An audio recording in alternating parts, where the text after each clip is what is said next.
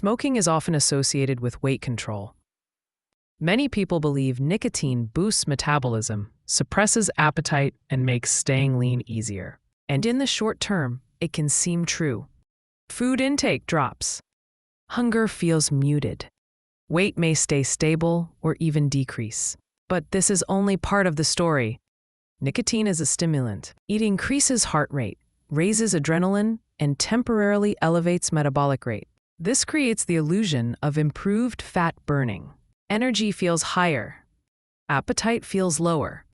But what looks like metabolic support is actually stress activation. When nicotine enters the body, cortisol rises. Blood sugar increases.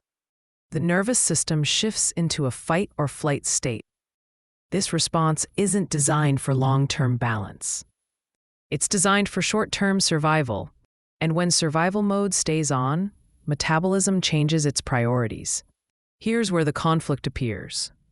While nicotine may slightly increase calorie burn, it also disrupts metabolic efficiency. Fat oxidation becomes inconsistent. Insulin sensitivity worsens over time.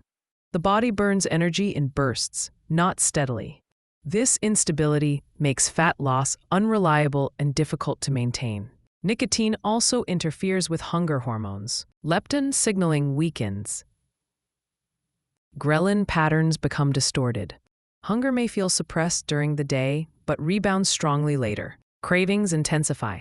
Eating becomes reactive rather than regulated.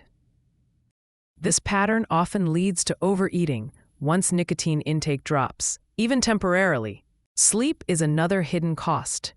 Nicotine fragments sleep and reduces deep restorative stages. Even when total sleep time seems adequate, recovery suffers. Poor sleep raises cortisol further, worsens insulin resistance, and increases fat storage, especially around the abdomen. Weight control becomes harder, not easier. Muscle health is also affected. Nicotine reduces blood flow and slows recovery. Protein synthesis is impaired. Over time, lean mass is harder to maintain. Because muscle is metabolically active, losing it lowers resting metabolic rate. Fat loss slows quietly in the background. Many people fear quitting smoking because of weight gain. And that fear isn't unfounded.